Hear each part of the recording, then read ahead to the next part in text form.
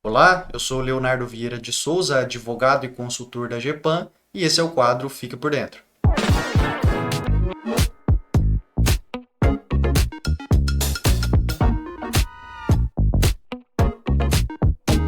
No quadro de hoje, a gente vai tratar sobre as linhas de defesa no processo licitatório, tá, pessoal? Isso aí basicamente está prescrito aí no artigo 169. O artigo 169 vai nos dizer que as contratações públicas deverão submeter-se a práticas contínuas e permanentes de gestão de riscos e de controle preventivo. Ou seja, é uma ideia de você antever os riscos e os problemas que você pode ter na sua licitação, na sua execução contratual e até mesmo na sua contratação direta, para poder criar soluções prévias caso esses riscos venham a se consolidar depois durante a execução do contrato ou do processo de licitação.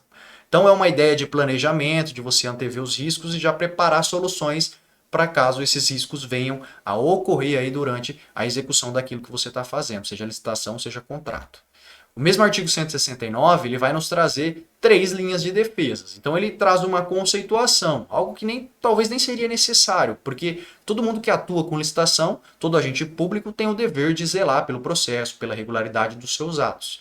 Mas a lei ela é taxativa quando ela vem dizer que, por exemplo, a primeira linha de defesa, e aí o inciso 1 do artigo 169, é integrada por servidores e empregados públicos, agentes de licitação e autoridades que atuam no processo.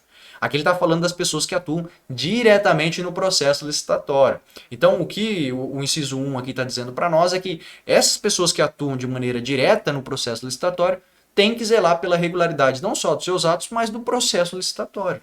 Ou seja, se tem algum equívoco que você identifica no processo, você pode tentar corrigir esse equívoco ou de repente trazer esse equívoco para mais pessoas para tentar solucionar o problema antes que o processo siga e depois por esse problema lá atrás que não foi resolvido, o processo seja anulado ou tenha que ser refeito. Tá? Então a lei nos diz que a primeira linha de defesa dos processos licitatórios são as pessoas que atuam diretamente nesse processo. O inciso 2 vai dizer para nós que a segunda linha de defesa é integrada pelas unidades de assessoramento jurídico ou de controle interno. Então aqui nós temos dois órgãos, né? O de assessoramento jurídico, que muitas vezes faz análise de legalidade do processo, dos atos que foram cometidos ali dentro do processo, e o controle interno, que normalmente já fiscaliza a regularidade do processo licitatório, um órgão que realmente já tem dentro de si essa atribuição de verificar as regularidades do processo. Então, esses são a segunda linha de defesa do processo licitatório. Segundo o inciso 3, a terceira linha de defesa é integrada pelo órgão central de controle interno, quando ele existir, e pelo Tribunal de Contas. Então, numa terceira linha de defesa, se todas essas outras linhas não funcionarem, o tribunal ainda atua para corrigir os equívocos e os erros que ocorrem dentro do processo licitatório.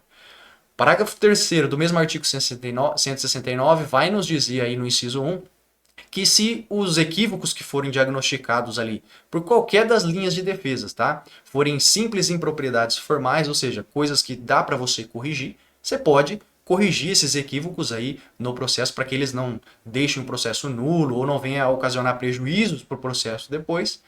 E também devem se tomar medidas aí para você sanear esse erro em situações futuras, ou seja, evitar que ele venha a ocorrer novamente. Então é uma ideia de você corrigir agora e criar medidas para que ele não ocorra em outros processos posteriormente. E o inciso 2 vai dizer para nós aí que quando essas irregularidades configurarem algum dano para a administração, devem ser tomadas providências necessárias para a apuração das infrações. Então, se você olhar bem, o artigo 169 vai dizer quais são as linhas de defesa do processo licitatório, vai dizer também como você deve agir se você atuando em uma dessas linhas diagnosticar alguma impropriedade no processo licitatório. Então é um artigo para se ter aí na mesa, porque vez ou outra você vai precisar consultá-lo para saber como atuar naquele processo que você está em mãos ali, tá? Então se gostou do conteúdo, siga a GEPAM nas redes sociais e esse é o quadro Fique por Dentro. Curta os vídeos e comente aí também. Ajude a GEPAM a alcançar mais pessoas. Se gostou do conteúdo, curta. Esse é o quadro Fique por Dentro. Nós somos a GEPAM.